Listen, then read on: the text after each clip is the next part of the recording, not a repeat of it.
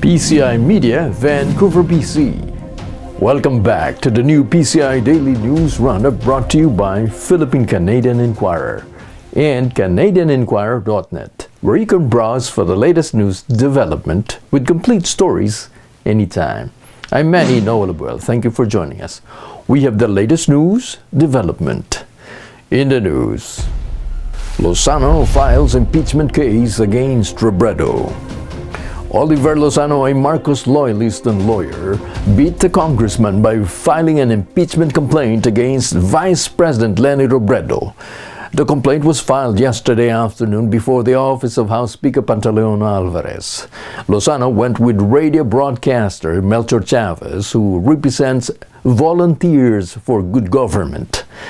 In the party's letter to Alvarez, Robredo was described as the, quote, termite of the government, and that, quote, her unfaithfulness has extended to the betrayal of public trust and culpable violation of the Constitution for her statements released to an international audience.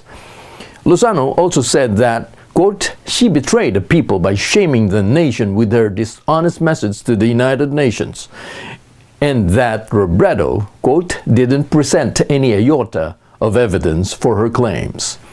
The Volunteers Against Crime and Corruption, or VACC, is also planning to file a petition to disbar Robredo if she fails to issue an apology over her remarks on the extrajudicial killings and the Palit-Ulo scheme, in which the police have been using in drug operations. Duterte calls destabilization threats just politics. Following the impeachment complaint that was filed against President Duterte last week, Malacanang officials and allies warned against destabilization threats against the administration. However, the president himself dismissed the talk of destabilization as nothing but politics. In a statement in Myanmar, he said, quote, "It's all politics, actually. In a matter of going after them, it has not reached the level of violence. Destabilization? It's more of publicity." The talk of destabilization, I think, is a bit too, well, it is just an exponential word, actually. It has no limit. Currently, the president continues his tour of Southeast Asia, meeting with various political leaders in order to discuss regional concerns and economic options. It has been reported that Duterte met Myanmar's key political figure, Aung San Suu Kyi, and pledged $300,000 worth of humanitarian aid to the Rakhine state, a marginalized entity in the country. Justice Associate urges Duterte to defend Panatag. Supreme Court Senior Associate Justice Antonio Carpio said that the president should file a strong protest against China's presence on Panatag Shoal. Carpio was part of the legal team which defended the Philippines in its South China Sea claim before the United Nations. He said that the president has at least 5 options in dealing with China's aggressive actions into the Philippine territory.